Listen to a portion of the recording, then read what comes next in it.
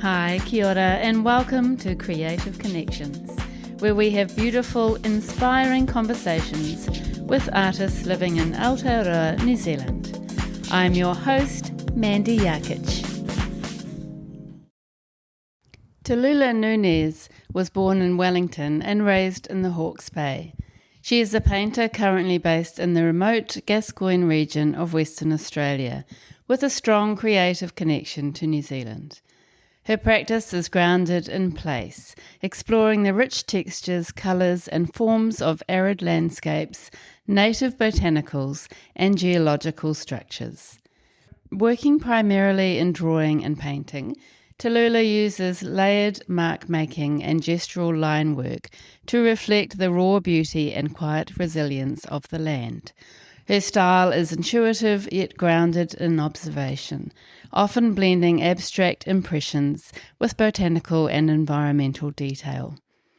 Tallulah had a traumatic upbringing and suffers from a number of mental health issues, including obsessive compulsive disorder, dissociative identity disorder, and complex post-traumatic stress disorder. Tallulah generously shares her life dealing with these challenges and how painting, particularly repetitive mark making, is a positive way for her to respond to and process her life and mental health. This is another unique, really enlightening episode I know you'll enjoy.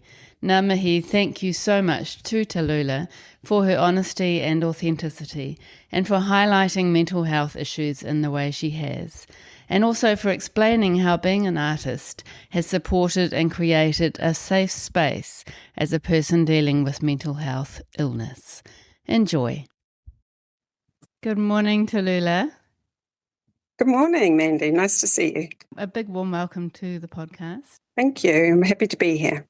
I have just been to your show, Drawn from the Land, at Art by the Sea Gallery in Takapuna, and it was so nice for me to be able to actually see your work in person before we spoke, and I absolutely loved your work and really loved the show, so thank you for that.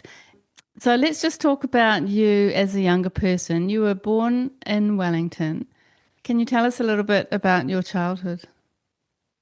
Yeah, I was brought up in Hawke's Bay and 5 siblings, so quite a big house of kids in one of those really neat new neighbourhoods with loads of young families. But unfortunately brought up in a very, very traumatic childhood.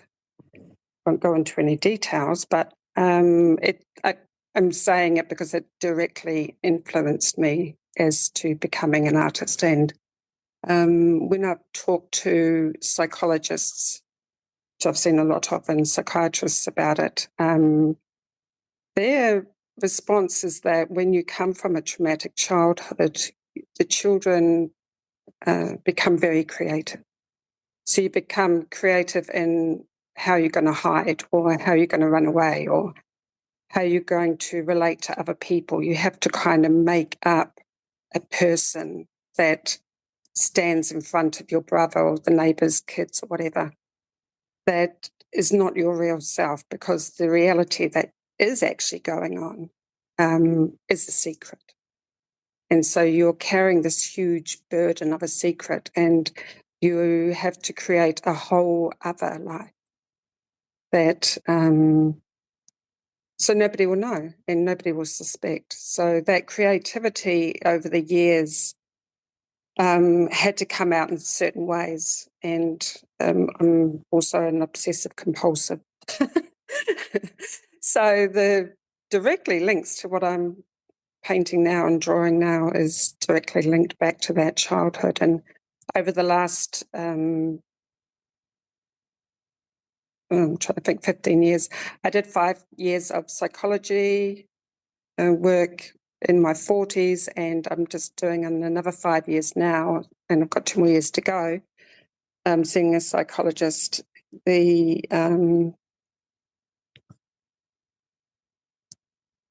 Sorry, I've lost my train of thought. That's all right. I can explain that because that's my mental health problem. It's dissociative identity disorder, so that I completely lose track of what's going on. Almost like you could lose the power to speak.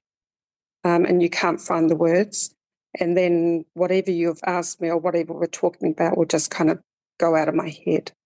And then you have to kind of start again, reboot. So that just thought I'd explain that so you would understand if I keep hesitating that maybe I'm not being able to maintain in my body experience and I'm kind of drifting off. Yeah. Yeah. Well, thank you for that. Are you happy for me to leave that explanation in? Yeah, absolutely. I think that that's really relevant, and it's important that because you look quite normal. Mental health problems you can't show. It's not like showing somebody a broken leg or something. So with mental health, and because you're constantly putting a person forward that's going to represent you as the artist or the mother or the friend or whatever, they only see that, and then you're not aware that behind the scenes, your world is kind of shattered. Yeah. Yeah. So, And that you're actually dealing with something sort of minute by minute that people don't yeah, see. that never, ever goes away. Just no matter how much work I put in to try and get better. And, I have been able to cope, day to day. But yeah, that's always kind of hovering in the background that you're going to explode, I call it. Yeah. Not I in a can kind of imagine. violent way, but like you just can't hold everything in any longer and it goes poof. It's like Yeah. crazy. Yeah. Yeah. Oh, well, thank you for sharing that, Tallulah. I think it's really important to be honest in this podcast and to talk the real stories, and I really appreciate your generosity with that. So, when you were at high school, were you able to channel that sort of creativity that was a bit of an escape for you? Were you able to channel that creativity in a positive way at high school? Yeah, I mean, I loved school because it was an escape from home in my background. So going to school was like heaven. And my form teacher was the art teacher, Mrs. Barrett, and I was kind of a little bit in love with her. I just thought she was amazing, and she was teaching me how to paint, and art class was my favorite class of all. But what happened was I got pregnant very, very young and I got kicked out of school and never went back. So never got an education. And, my dream, and I still talk about it, was to go to university and study art. And that never happened.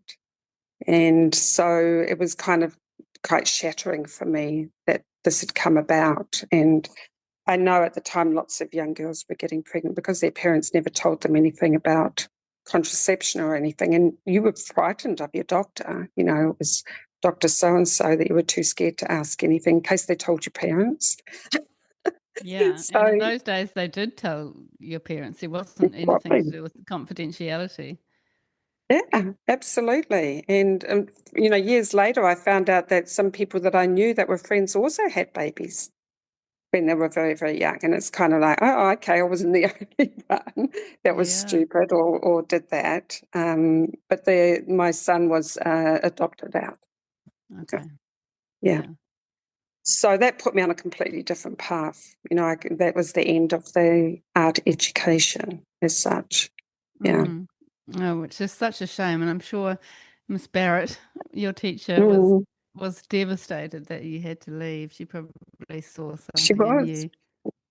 Yeah, Mm, definitely. Yeah, she yeah. was.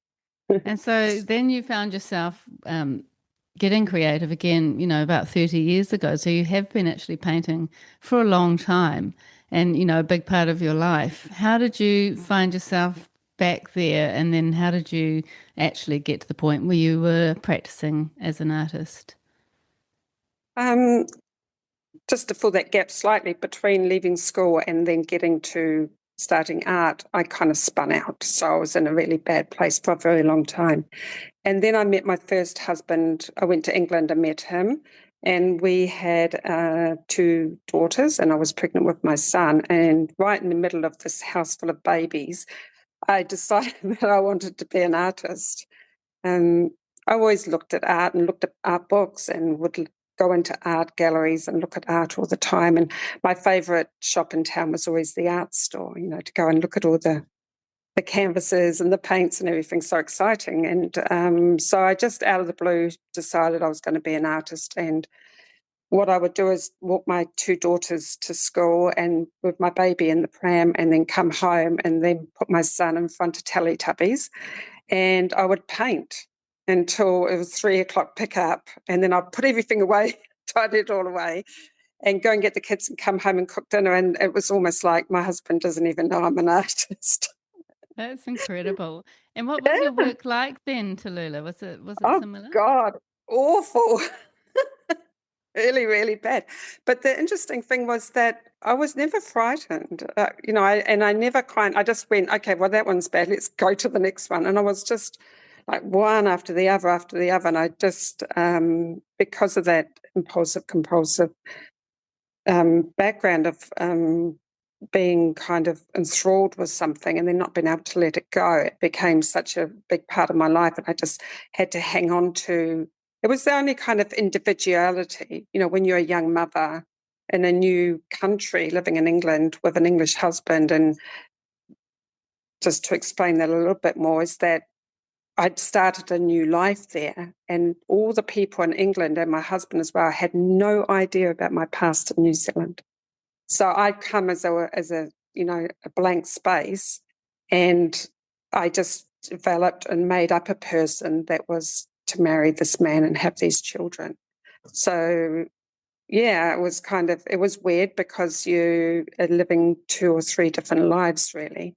And by being an artist, it was one way of me still holding on to something that might be me. I never knew if that was what I was meant to be, an artist. But I had to have something that felt completely my own. Yeah. Wow, that is really fascinating. And did you feel at that point it was still your escape, or was it more feeling like that is what the person that you wanted to present?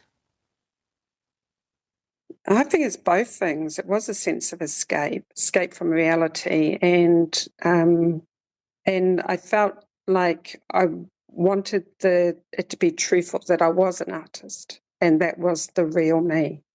But for a very, very long time, the art didn't go the direction that I wanted it to go in. I couldn't find my voice. I couldn't work out, was I meant to be doing portraits? Was I meant to be doing landscapes, still lifes? I would try everything. And then I would try every single medium you could think of, pastels and oil sticks and oil paint and acrylic and watercolor. And I just went from one to the other over the years, trying everything and then teaching myself about art theory.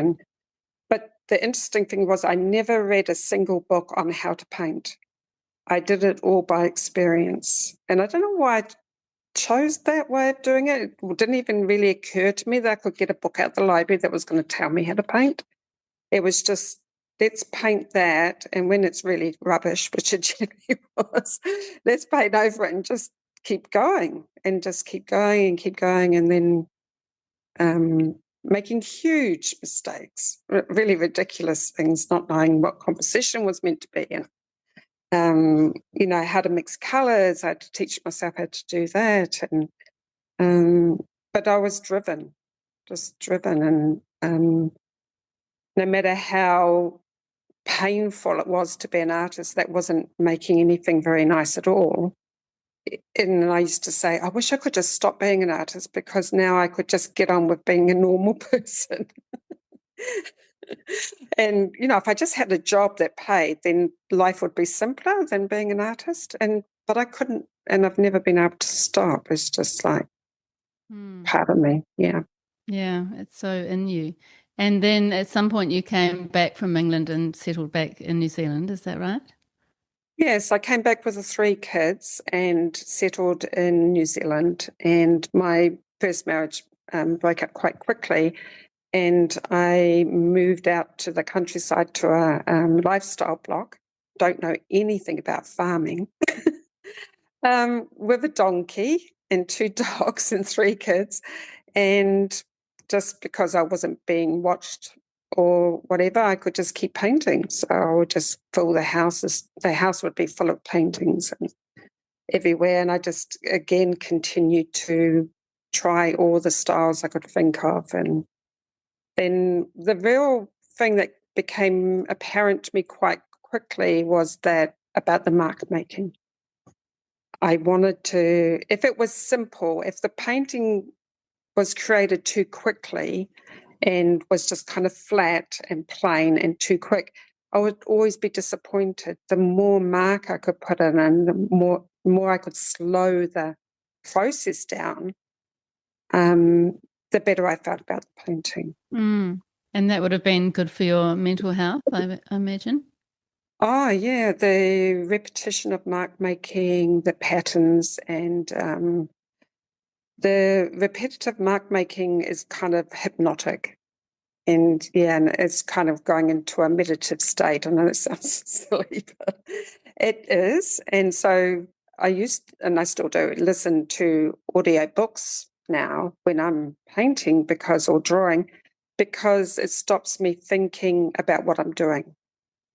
And then it just kind of comes out of me. And after about 2 or 3 hours of sitting there going, dot, dot, dot, dot, circle, circle, circle,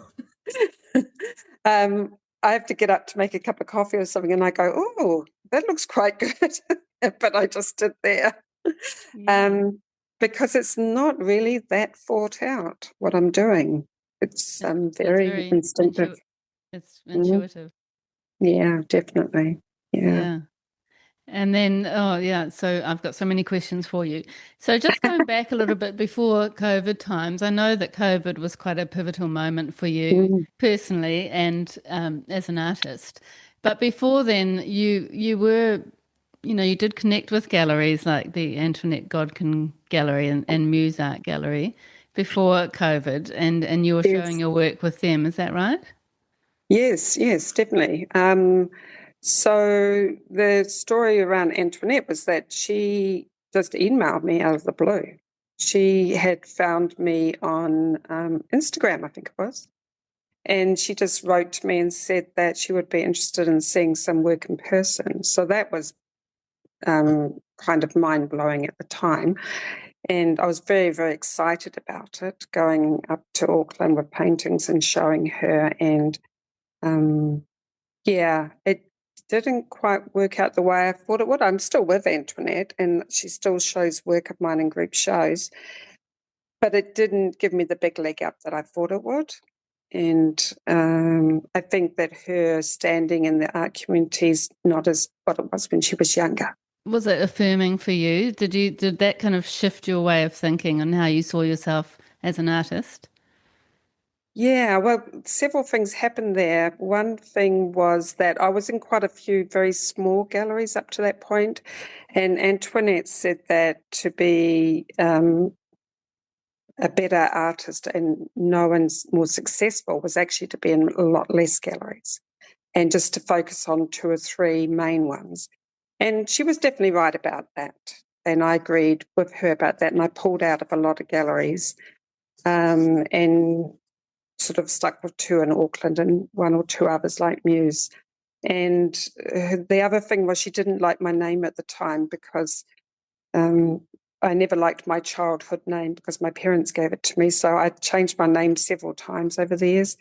And at that time, I was Tallulah Nunez. And she said, oh, it was too pretentious and too much of a mouthful. And so I thought about it. I thought, well, in some sense, I understand what she's saying, but also, because I'm a bit crazy, that's the name I chose. I thought it was funny.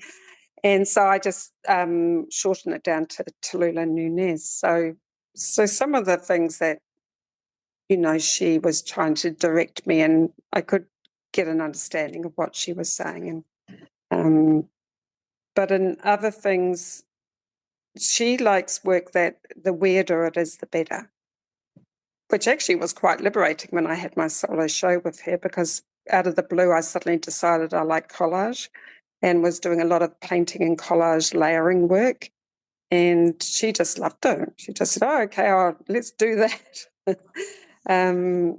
So she never really told me what to paint as long as it was weird enough and she was going to be into it. There was a pivotal time in that it made me consolidate a bit better the work and the direction Yeah. and then concentrating on just a few galleries instead of too many small galleries. Yeah. Yeah, I guess that's probably good advice. And what was your style like then? I mean, you had mentioned the mark making. Was it still kind of landscape based and sort of pattern based at that time? Or I did see a few photos where Yes. it seemed a little bit more abstract in some ways. Very abstract, yeah, because I'd been doing landscape, but in a kind of style previous to that, there was more what I was calling dabbleism. So it was like pointillism, but with big brushes. So it was like big splotches. And some of the galleries that I were in really loved them, and they were selling some of them. And then they were saying, no, do more of those, do more of those. And what happened was, as soon as they said that, then I stopped it, because I don't want to be told what to do. And also, I don't want to keep repeating. I have to push myself all the time and stretch to be better, or to continue evolving. I don't want to be stuck. If a gallery says just keep doing those, we can sell them, and even though the money's lovely to be selling regularly, that's stifling for an artist. That's horrible. Please don't tell me what to do. Yeah. Yeah, so as soon as that happened, I changed my style. And my husband at the time, he said, oh, why don't you do abstract painting? And I thought, oh, okay, I'll give abstract a go, because I haven't done that one genre yet. And geez, it's hard. It's like a nightmare. I mean, where do you start? Where do you end? What am I meant to be doing? So it really opened up me to trying to make something with thinking about it, but not thinking about it, and looking for something in the picture that's actually not meant to be there. And my God, it was just so hard. And the harder it was, the more I loved it. It was Really? like, yeah, it's got to be hard. It's got to be tough. If what I'm making at any stage is easy, then I think, okay, well, I'm not trying hard enough or pushing myself hard enough. Do you think that wanting it to be hard is a sort of a symptom of your obsessive compulsive tendencies?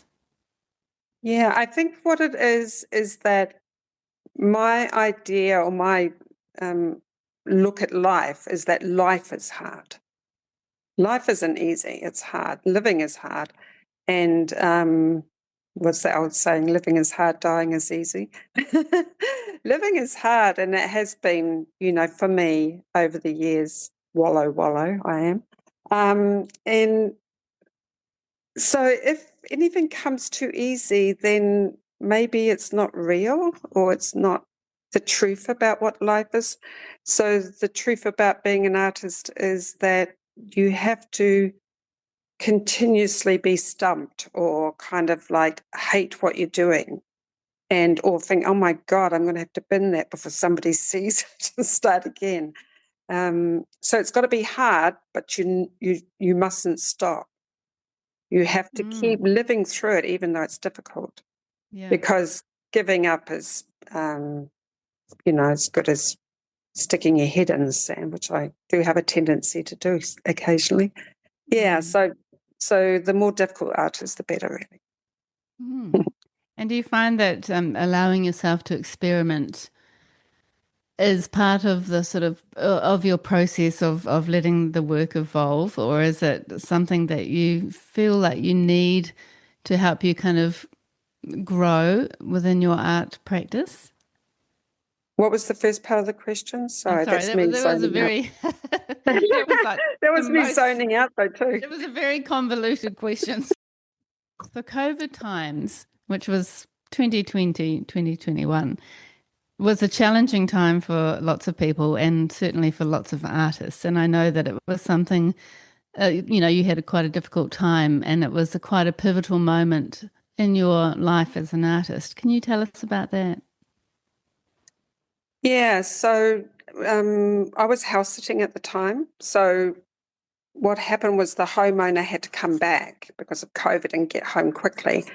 So I had to quite quickly find somewhere to live in a tiny little Airbnb at the back of somebody's orchard, because I didn't have a home and there was nowhere for me to go. And so I ended up in this tiny house at the back of an orchard, and there was no internet, which obviously would drive anybody crazy.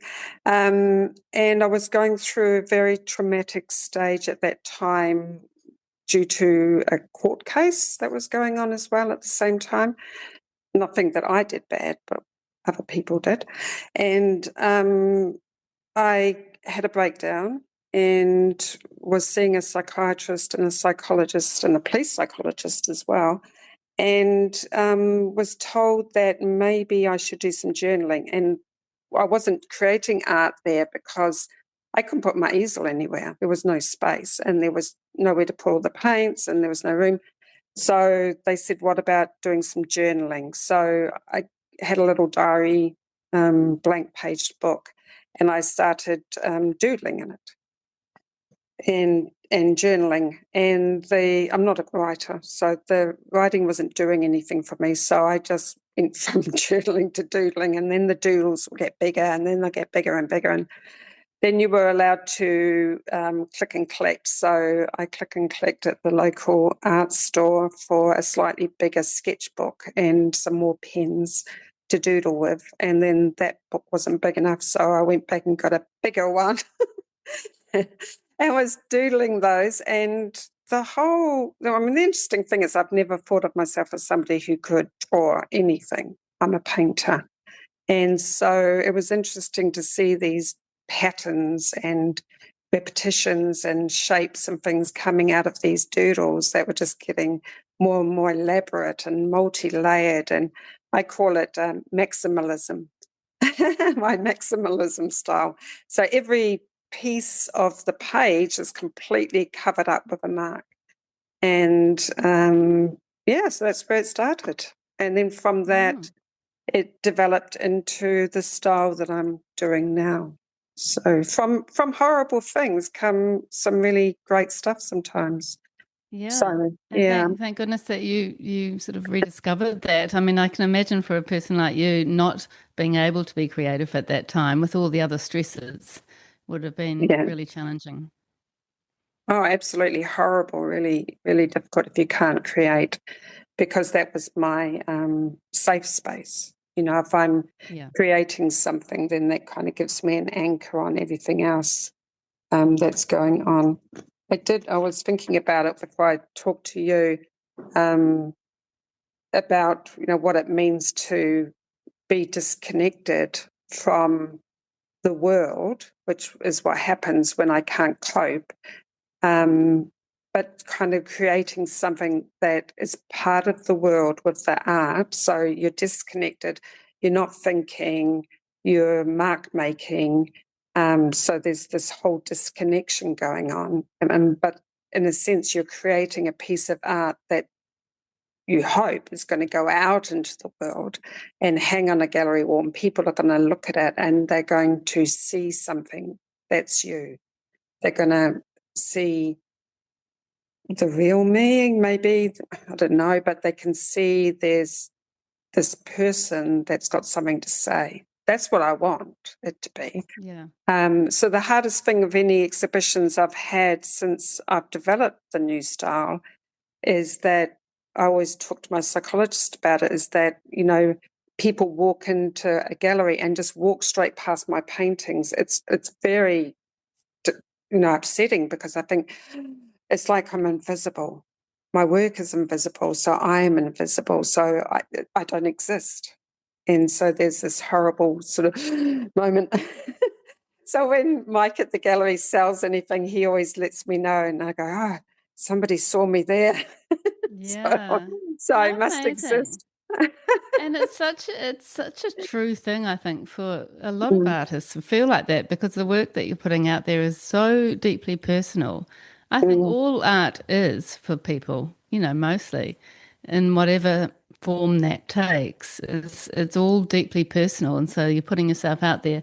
But then probably in a way it must be harder for you because that is your time to connect in a way through your work like that. And then when people aren't connecting, that must make it even harder. Oh, awful, yeah. It can be really tough. because I've had quite a lot of solo shows, and then prior to the the period that we're in now, where a lot of people don't have a lot of money. Prior to that, I was selling quite well, and then all of a sudden it stopped because everybody's kind of hanging on to their money because everybody's worried and the mortgages are too high and they're struggling. And so, art is such a luxury piece to have for your home. So there's less and less work selling again. And then, I'm hard on myself. I say to myself, oh my God, my work must be really crap. Yeah. Which is It's very not common selling. again, I know. Yeah. So Yeah. I'm really tough on myself. And I say to Mike at the gallery or whatever, and I say, do you think the work's really bad? And he's just kind of course it isn't bad. Yeah. So he's kind of trying to prop me up. It's hard for the gallerist, but maybe that's their job as well, to help Yeah. prop their artists up a little bit. And Yeah. Mike Gears and Linda as well from Art by the Sea Gallery Yes. in Takapuna, which is in Auckland.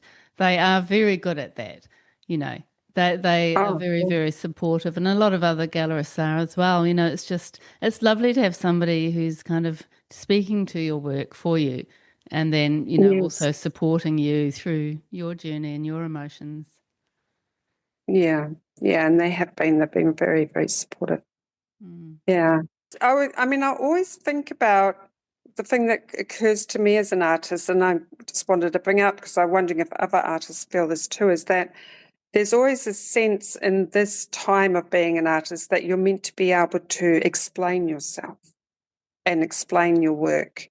And I think for me, that's the hardest thing to ever do, is try to explain what is going on. And then the one thing that really bothers me is when they say, your work, is it related to the government at the time and what's going on? Is it something about climate change? Is it about feminism or something? And I'm thinking, no, it's none of those things. It's so personal. And then trying to explain why you do it or what is it connected to. And because I'm such a disconnected person and somebody who doesn't respond to other people very easily or become part of any groups or anything, I'm very private and I could say isolating. I live in the outback, but also I like my own space and my quiet and I'm never lonely. It's just me and my art. I'm never ever lonely or bored. I've never been bored. I can't even imagine what that would be like. So trying to explain, why you're creating what you're creating, does it mean something? It's like, I don't know. That's a difficult question. And I wonder, do other artists really feel like, why do I have to explain what I'm doing? I'm sure you're Yeah. not the first person to feel like that. And I think there is sometimes people are wanting a deeper answer than you have for them. Yeah. Mm. Yeah. But it is I, very emotional for you. I mean, your work is expressing emotion for you, isn't it? oh, absolutely. Yeah. Yeah. There's no doubt about that. Yeah. The thing about what I'm doing now, the work now, is so authentically me and so individually me. And I'm like, every day I'm saying, thank you for letting me find my voice, because, I had like 28 years of not knowing which direction I was meant to go in and suddenly finding, my true self. And it's like, oh, I'm so lucky. It's like, It's I can't believe incredible, but it. it's not like it's Yeah. just landed on your lap. I mean, you've worked for 28 Oh, years to get to that yeah. place. Yeah, absolutely. And I never thought it would happen. I really was starting to give up, and I was starting, not that I would have stopped, but give up ever. People say you have to have your own voice and you have to be authentic. And I'm thinking, yeah, that's easy to say. You should try doing it. Mm. Where can you find that? And Mike at the gallery was very helpful with that, because after COVID, I took in a series of drawings. Well, actually, no, I took a series of paintings into the gallery, and he looked at them. And while he was looking at them, I was going through some folders in his gallery, and there were a lot of drawings and prints. And I thought, oh, my drawings are quite good. And I looked in the big folder that I'd bought, and at the bottom of it was one drawing. So I took it out and I put it on a tabletop. And Mike said, well, you guys go away and I'm going to look at them without you looking at me, and come back and, and have a coffee and come back. And so I walked off, and after about an hour, I went back, and Mike, he's very slow to say anything, so it makes you extremely nervous. And he said to me, well, the paintings are good. He says, and I can see they would probably sell.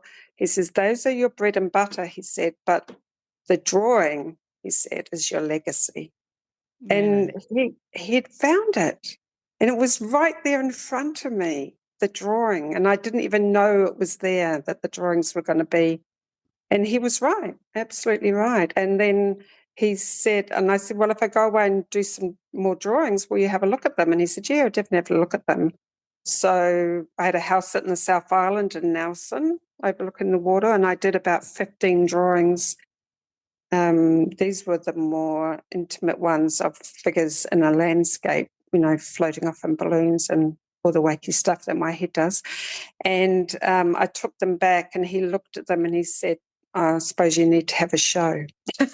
Really? Wow. Isn't that great? I was like, hallelujah. Yeah, Finally. yahoo. Oh, Oh. that's a beautiful story. I'm just so thrilled for you that you found your Yeah. place. So can you Yeah. just describe your drawings and your current paintings for people who've never seen them before? Yeah, well, the first drawings were very much about the psychological problems I was going through at the time. And one is a girl hanging upside down from a balloon floating off into the distance, and one's climbing out of a hole in the ground, like that deep, dark place. And they were all landscapes with this one figure in them. Not that I'm very good at drawing figures. And the landscapes were a lot of mark making. And then I would do pen and ink, but I would also use paintbrushes with the ink. So I'll do washes of ink, and this is acrylic ink, so it's basically acrylic paint in an ink form, and doing washes of colour, and then never being satisfied or happy with what I create. I'm always pushing to do better and more, and so I would go to the art supply store and just find everything I could use to draw with to try and develop this style. And it was really hit and miss. It was just try this. Okay, I like that part. Let's try something more, push harder. And I just kept pushing myself to not be satisfied. Yeah, I'll say, okay, well, that one's good. But I don't want good. I want, holy shit, that's amazing. That's, Really? that's what I want. That's so good. And Yeah. how when you've got that kind of attitude, how do you settle on the finished painting? Yeah. When every bit of the canvas is covered up, then that must be the end. Although I do go back into them and, like I'll be doing circles and circles and circles, and then I think everything's covered, and then I go, but that circle could have a circle inside it, so I do another one. It's Yeah, just like, yeah, I can see that. It's very um, layered, isn't it? Your work. yeah, Yeah. And yes, very. it's very colorful. How do you approach color? Well, I always think of myself as a colorist first, and that's the most important thing to me. And I think it's mainly just those 28 years of art learning, teaching myself that I'm so comfortable with color now. It doesn't scare me at all. And I actually don't have to think about it. It's just, I just pick up the next color and carry on. And it always surprises me because I've helped other artists before, done some teaching, and they say, oh, how do you know what to do there? Well, what color do you choose? I'm thinking, how would I know? I just pick up the next color, just do it. And it's so instinctive now that honestly, there isn't much thought in it at all, which probably sounds very frustrating for people listening to this, but sorry, that's just the way it is. It's just, Yeah.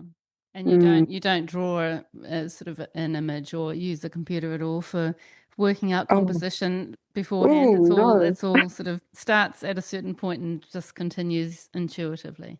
What happens now is that, especially in the Australian paintings, is that, and even before that in New Zealand, I have one set idea and I do not try to give myself the big picture. So I might say, I'm going to have a sunflower. And this one's going to be about sunflowers. So I will draw a big sunflower and I'll fill it in, and maybe there's a couple of other ones there, or a banana palm, or a cabbage tree or something. That is it. And then after that, stop thinking. Don't think about it. Now you put the headphones on, you put the book on, and now you just work and don't even look about it. So it becomes about a space. I fill in the space, and then that's going to relate to the next space. And that one's going to relate to the next one. So there's no idea of how big these spaces are going to be, or how small, or how they're going to bleed into each other. And so, yeah, it's very just do it, don't think about it. And hopefully at the end you go, oh, okay, that's quite good. That way of working is, as you said, so therapeutic. So some of the works, it feels like the drawings perhaps more narrative, but then the paintings are quite landscape based, aren't they? And sometimes still have figures in them. Yeah, landscape base, especially, New Zealand's just got so much beautiful scenery. Very hard for me, though, New Zealand, because it's green on green on green on green on green. And, I can't work with that. That's not enough colour for me. So I have to, when I'm doing New Zealand landscape, interject what I want. So I'll have a purple cabbage tree just because I can. And because I don't need anyone telling me what colour it's meant to be. And it's not really about what you see, it's about how you feel about it, what you see and what it means to you. And, when I look at banana palms, when I was a child, we used to go to Waiheke Island to my grandmother's house, and she had banana palms in the back garden, and just the sound of them clacking in the breeze together was really cool. But we used to take the leaves off and climb up a hill and scoot down on the banana, sit on the banana palm and speed down the hill and then climb up it again. And so going to Australia and seeing the banana palms, which are the plantations near where I'm living, is like, oh, yeah, I forgot about banana palms, and Yeah. just was so amazing. And so the Western Australian paintings that I'm doing now have a lot of banana palms and then Mm.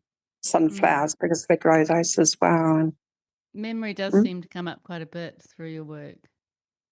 yeah, it definitely, not intentionally. I think that just sort of seeps into the back of your head, and just you don't really realize that you're being pushed in a direction until, like, sometimes I step back and then I think, oh, okay, there must be something about the banana palms that have a meaning of, fun childhood or something that's coming through in this painting, and that's why it's so colourful or joyful. Yeah. Yeah. And then you do live, as you mentioned earlier, you are from New Zealand and you often do house sit in New Zealand, and you've been doing that for the last 7 years, house Yes. sitting here. But then your daughter now lives in Western Australia and you spend quite a bit of time there. So just, that in itself I find quite interesting for you as an artist to have two very different landscapes that you're responding to. How do you manage the two places through your work? Yeah, I think one feeds into the others because I feel like I'm doing Australian landscape, because when you fly over the outback going up to Carnarvon where we're living, it's very much that Aboriginal, over the view, the aerial view, and you can see the patterns on the land. It's just incredible. It just blows your mind, the patterns that are made, and the very, very turquoise ocean, and then you can see the darkness of the reef. And so I'm highly influenced by that scenery. But I'm still bringing elements of New Zealand into that. I don't think I'm separating the two out, saying this is Australian, that's New Zealand. I feel like the New Zealand is bleeding into the Australian version of what I'm seeing. So I never kind of do representative art. No, it's not like I sit and look at a landscape and then go, oh, okay, I'm going to draw that. It's not like that at all. It's more about a moment in time of seeing something like just the red sand. And so then I'll just draw these little red dots or circles, lots and lots of reds. And then I realize, oh, there's lots of different coloured reds. So this red on that red on this red, and then what looks nice with red. And then I go, oh, okay, maybe green. So that's back to New Zealand again. So it's kind of almost like you've flipped from one to the other. And I like that. I think New Zealand and Australia have such a big connection to each other, and it certainly does in my art. Yeah. And it feels like, you're representing certain aspects of those two landscapes, but you're also being quite imaginative, and there's even a bit of surrealism creeping in sometimes. Yeah, definitely. The picture plane is not landscape as in that the distance is pushed back and the foreground is forward. A lot of times it moves backwards and forwards, the perspective. And then sometimes I'll put something in the middle that would be bigger than the foreground image. And then, so it's like a shifting landscape. And I love that idea of the perspective shifts. And also with the mark making, I think for me, I really like it to sort of vibrate. The color next to that color makes it go like a shimmer almost. And so, I love that idea that there's this movement within the painting. And then also when the audience is looking at it, someone's looking at it, that they don't see things instantly, that the work takes such a long time to make, and it's a very slow process. For me, I want the viewer to stand there and then just to take it all in really slowly. And I think that, if you have one in your home, that every time of the day it's changing because of the light coming into your home. So sometimes this plant comes to the foreground and then that goes back, and then the next image comes out and goes back. And so they take a very long time to reveal themselves. Yeah, and that's what I want, is that slowing down of looking. Yeah, I love that. And then noticing things that you didn't maybe initially notice. Yes, definitely. I don't want it to be instant, that you walk in and go, okay, that's a picture of a boat on the ocean and it's beautiful. I don't want it to be like that. I want it to be, what the hell's going on there? What is she doing? And, oh, okay, can you see that? And I was in one of my shows about a year ago, and a lady was talking to me and she said she really loved the turtle in the picture. And I'm going, there's a turtle? Because I don't draw turtles. And she's going, yeah, on that rock, can't you see the turtle? And I'm going, oh, okay, I could see what she was seeing. And I thought, wow, that's amazing. She's looked at it for so long, she's starting to see things in it that even I couldn't see in it. Yeah, which So is that was really cool. it's such a beautiful element of what you do. And some of the works that you had, which were paintings on canvas at Art by the Sea, that show's on at the moment, but probably will be finished by the time this episode is published. But that has more of a sort of still life feeling, some of those works, which I really love. Can you talk to us a little bit about those and how that series came about? Yeah, so I do work in series. And so when Mike says, we can have a show, I have an idea. Usually it just pops into my head really, really quickly. I've done still life, and then I did a desert series, which was interesting because that was before I came to Australia, and just looked at deserts all over the world on Pinterest and just got an idea of where I wanted to go with that. And because I'd been using so many hot colours all the time, I thought my next series would be the ice series. And so I did the ice series, and that was very much, the picture plane was shattered and broken up, almost like the shearing off of an ice wall, have those straight lines and straight edges. And that came through in those paintings. just going back to the desert series, I was, for no reason that I know of, was putting triangles in the work. And then somebody said to me, oh, the pyramids. And I'm going, oh, wow. I didn't even know that it was the pyramids for these triangles. So that was interesting. And talking about the still life, I wanted that indoor-outdoor flow, like you're standing in a house with big picture windows and you can see this beautiful still life like on the windowsill or something, but you can see outside into the landscape in the distance. And I just love that movement from indoor, outdoor, back, which is very much a Kiwi thing. We love our indoor-outdoor flow. And doing the still life, that came about because my eldest daughter, went to live in Europe for a year, and her and her partner gave me their house to live in, and rent-free, thank you. And I had some stuff in storage and got it out of storage, and some of it was Crownland pottery. And I never had the swan, but I had a lot of the dinner services and bits and pieces I collected over the years, and little figurines, like little Japanese figurines that I'd collected a lot.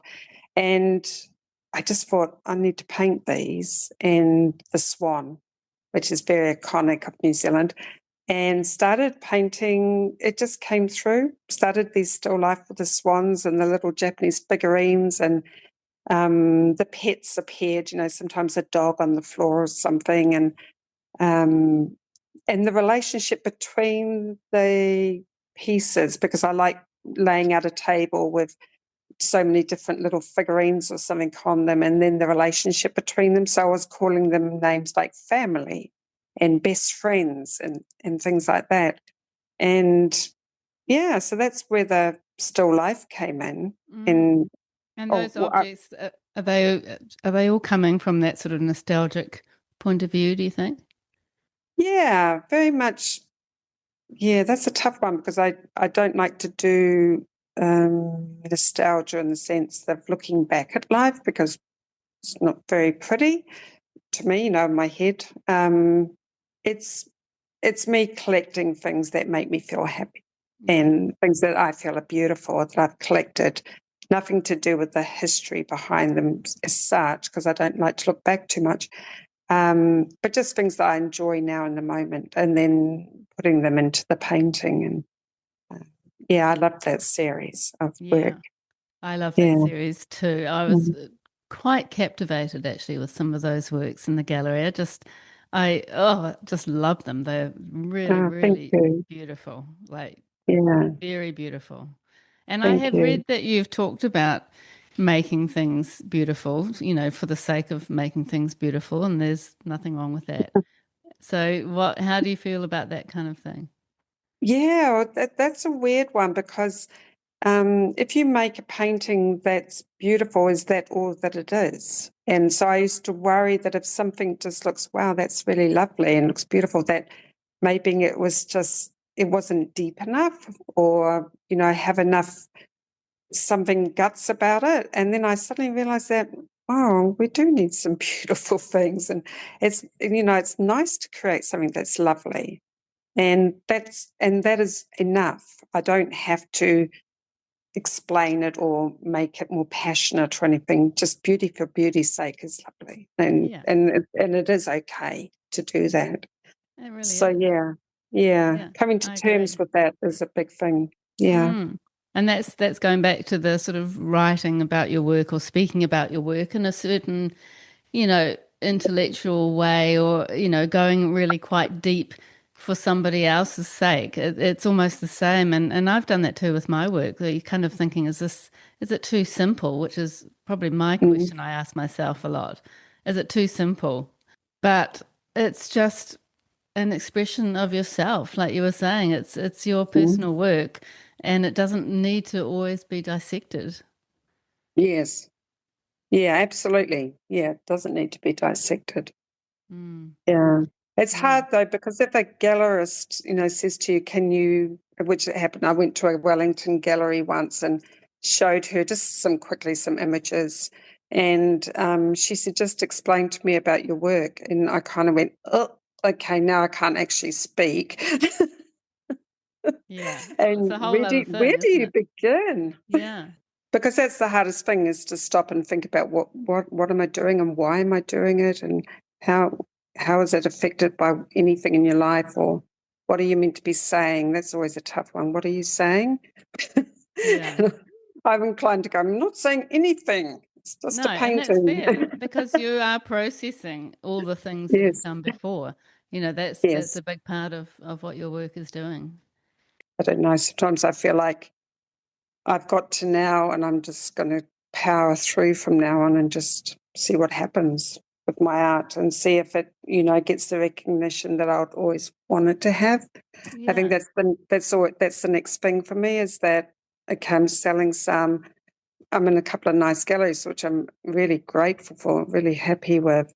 So my last thing on my tick box is to be recognised as an artist, and it's really, really hard to Yeah. have somebody say your name and then feel like that you're making that next step up. And sometimes I tell myself I should just give up on that and just keep going where I am. But I'm one who always wants more, more, more. I want to push harder, harder, harder. So I still have my dreams.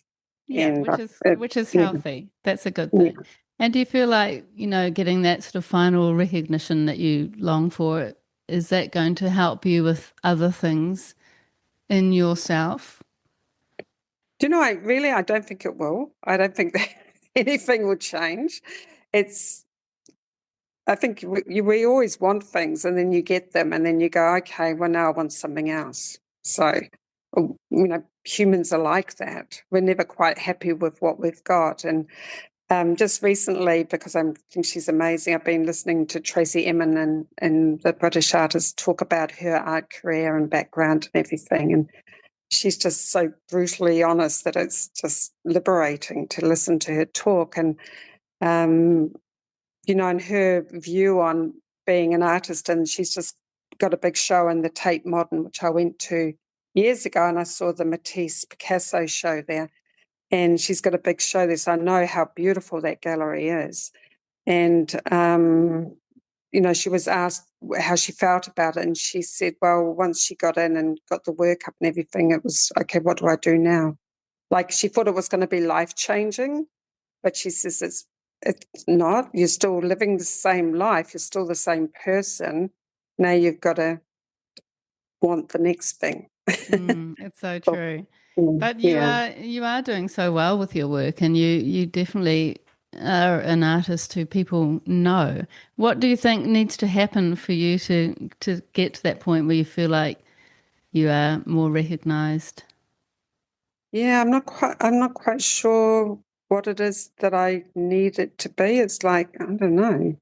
Do I need somebody with a name in the art world to say she's good, who works quite good? I mean, or is it that I need to show work at, one of my dreams is to show some of my work at the big shows they have done on the harbour in Auckland. Um, and, I have a few pieces selected to hang in one of those fabulous shows that have some international galleries in it, to show in Australia, which I now do have work in a gallery in Melbourne, which is amazing. But as soon as I've got that, now I want to be in Sydney, Yeah. in Brisbane. So it doesn't matter what you get. You always want something more. So, but yeah, Yeah, but getting it's into good to Melbourne was good. yeah, that's really good. And it's great to have goals, and then to have work in Australia and New Zealand, and then sort of with a goal to potentially get to other countries as well. You're in a good place in that way. Yeah, slow. It's such a slow process. And I think what I'm very aware of is that I'm getting older, and I'm worried that I'm going to run out of time. And I keep saying to Mike, I'm running out of time. Like, I have to work harder and faster and more because I'm going to run out of time. And listening to Tracy Emin the other day, she was saying, men, are famous in their 40s and 50s, but she said that women can go into their 90s and they're still making work and they're still producing their best stuff in their 90s. And women, we don't stop and give up or think that we've climaxed type thing. We're still pushing and pushing and pushing. And I thought, well, that's really cool because, as a woman artist, I'm not going to stop unless I physically can't see or move my hand. I want to be Yeah. doing it on my deathbed, basically. Yeah, Yeah. How good is that's the that? goal. And that is the great thing about being an artist. You can actually work when you're in your 80s and 90s. Yeah, So, absolutely. there's not that many jobs like that. And then you're in Australia. Do you find that your work is compared to Indigenous art at all? This is a really crazy thing because in the years in New Zealand showing my work, Mike would and other gallerists would say, "Oh, people are looking at your work and they're all saying how much it looks like Aboriginal art." So then I go to live in the outback in a big Aboriginal community, go to the art hub, which is the community art space, and work alongside Aboriginal artists. And not one of them told me it was Aboriginal art. They don't even see that in the work at all. And I'm so relieved because I would hate for them to think that I've stolen it from them or something, which I haven't, but you can tell that the mark making is quite different.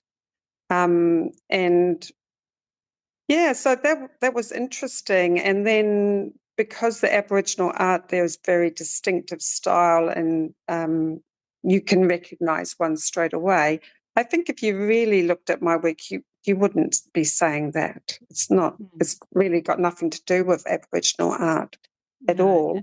And there's a lot of Yeah, there's very different stories behind the Indigenous people's work, isn't there? absolutely. Yeah, Yeah. absolutely. And And mark what making is cool mark people. making. It's not doesn't belong to anybody. Like everybody has their own interpretation of it. Yeah, yeah, definitely.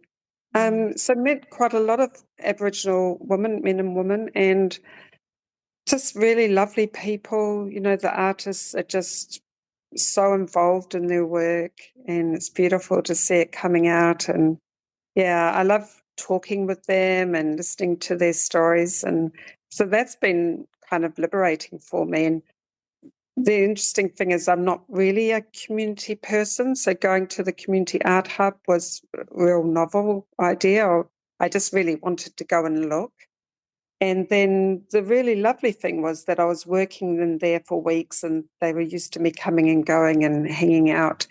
And they invited me to show in one of their regional art events that was going on. So I showed in that just one piece, which sold. And then they asked me to go into another big regional art award thing that was going on. And so I did a big triptych, which I called The Promise of Rain, because they're always waiting for rain there. And so that was on show as well at the regional art event. So I just felt so honoured and so grateful to them to bring me into their world and to share their audience with me and show my work alongside theirs was just absolutely a wonderful experience. And so because I was so grateful, I started teaching at the Art Hub, just an hour class in the evening, doing some drawings and paintings and just showing a little bit of my technique and style, and which was a lot of fun because it's very, very relaxed. Yeah. It's not like a teaching thing. Everybody's there, okay, we want to learn. It was just people playing, and I love that. I love that too. I just think Yeah, that's incredible. It's like this beautiful synergy and you've given to them, but then they've given so much back and they've kind of helped you to go there. It's something that you might not have naturally done, but then, you're sort of they've opened up your world a bit. And then absolutely. I imagine that you would have learned quite a lot from them as well, artistically. Yeah, and I think I learned a lot about myself because um, my marriage is broken up, and so being in a marriage where you always have to check in with somebody else as to what you're meant to be doing or not doing, and somebody else, even any long-term relationship, your partner might say to you, "Oh, but you don't like going to those sort of movies, or you don't like to do this or that." And my ex-husband would do that a little bit. Oh, you don't like to be part of groups, and so I'm in a strange country, a different country. I'm on my own with my grandson, and there's nobody watching me, and there's nobody telling me who I am anymore. So I go along to the community art place, which is a place I would never have stepped into, and found this whole new world in there that I would never have discovered if I hadn't gone to Australia and been on my own. So it kind of blew my mind a little bit. Yeah, I think that's incredible. And, And my that's daughter thought it was so funny. She said, Mum, that doesn't sound like you at all. how amazing. And it just feels like it's sort of beautiful growth that's kind of happened almost accidentally. Yes, accidentally. So yeah, because you can trap yourself into the way you are as an artist. A lot of us say, "Oh, I like to isolate and I like to be on my own," and all of those statements are true. But there can be another part of yourself that wants to try something new and be open to a new experience, Yeah. and then to do that, and then think, "Oh, actually, I really liked that. That was cool." Yeah, and so it was Yeah. like, "Oh, wow, didn't even know I had it in me." Oh, it's so good. I'm delighted for you. Mm. It's just been the most incredible chat, Tallulah. You Oh, thank you. not just, sharing your art practice and your life as an artist with us, but also some of those really personal journeys that you've been through that, I think a lot of us can learn from. Yeah, I think we're very hard on ourselves as artists. We're very tough on ourselves. I've known a lot of artists over the years, or people that wanted to be artists, and they will. The biggest thing I always saw with friends that were artists, other women that similar age to me, and they'll say that they've made a new painting, the first one in months or something, and I'm going to frame it or hang it, or it's really bad, I'm never going to paint again. And it's like they judge themselves too much, or their expectation of what they've created is too big. Not everything has to go on the wall. Not everything has to be sold. And if the painting you just did is rubbish, yay, let's do another one. Of Yeah, course it's rubbish. It's not going to stop being rubbish. Give yourself 10 years, maybe it'll stop being rubbish now. that's But right. you have So true. to, you have Yeah, to make terrible work. It's and just part of the that's process. yeah, it's part of the learning, isn't it? That's where you do your Mm, best learning. yeah, Yeah, absolutely. Yeah. yeah. And what would you say to your younger artistic self? Oh, don't panic. It's going to happen. Yeah, Yeah, don't panic. Because I do panic and like have, can't breathe and the panic attacks because I'm thinking, oh my God, I'm never going to get anywhere. And and people are through my life, family members have said things like, why don't you get a proper job? Or you could do this and you could earn more money. And although I'd like to make money from being an artist, basically you don't. And I'm tired of people saying that, but your work is amazing and you're not making any money. That's okay because that's just normal for being an artist. And I'm thinking, yeah, but it shouldn't have to be that way. And why? Because I work much more than 8 hours a day and every day of the week and into the night.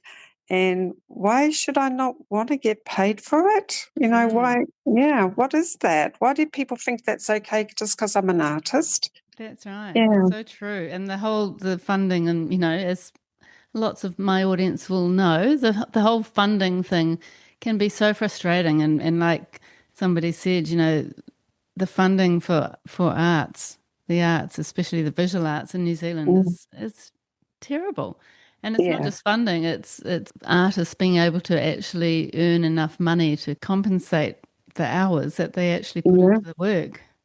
Yeah. Basically, my any money I make from painting goes back into the art because I now have to buy the art supplies, which are just, as we all know, is astronomical. How much Mm. you pay for art supplies. So yeah, there's kind of a vicious circle. Fortunately, I'm living with my daughter and I don't have any expenses. That's amazing. And then she's got the Yeah, grandmother on hand, ready to yeah, go with her son, which is amazing. yeah. Yeah, Which is, and I feel really happy about that. They want me there to help them. They appreciate me being there and spending time with my grandson. And he comes into my studio every day, and we sit in there. I set him up his own table, and he works from his table. And even though he's a little boy, he can sit for hours. and work. He's really good at, and also he likes to sit on my lap and hold the pen or whatever I'm holding, the brush, and he wants me to show him the rhythm of the work, the tapping or the circles, and he does it with me. He absolutely loves it. And so it's just, I've got so many videos of him painting with me. Yeah. And yeah, he's so into it. It's and just lovely. What a beautiful influence and a beautiful gift you're giving him. Yeah, I hope so that one day he'll look back and remembers. He calls me Lula. I said, I don't want to be grandma. I'll be like Lula. Lula. I'm Momo, so there you go. Us Momo, old like grannies. Tallulah, we'll start to wrap it up. I'd just love to know what is next for you, what's coming up. We're eventually going to move to Melbourne for a year. So going to Melbourne area and being near the big city, I'm so excited to go to all the galleries, but also go to the gallery that's showing my work and be able to talk, directly with the gallery owners and see the work hanging and seeing how they relate to the other works that are there. And I just can't wait for that. That's the next direction. Yeah. So. Have you thought about? You did mention it earlier, but are you thinking about approaching maybe Art in the Park or some of the regional art shows? I don't want to show and do it myself. I want somebody to choose me to show my work. That's my goal. Yeah. I don't want to hire a space or I want to be found. It's been an absolute pleasure talking to you, Tallulah. Thank you so much for you. sharing and for going into all the places you went to. It's fascinating. Thank you. That's great. Thank you. Thanks for your time.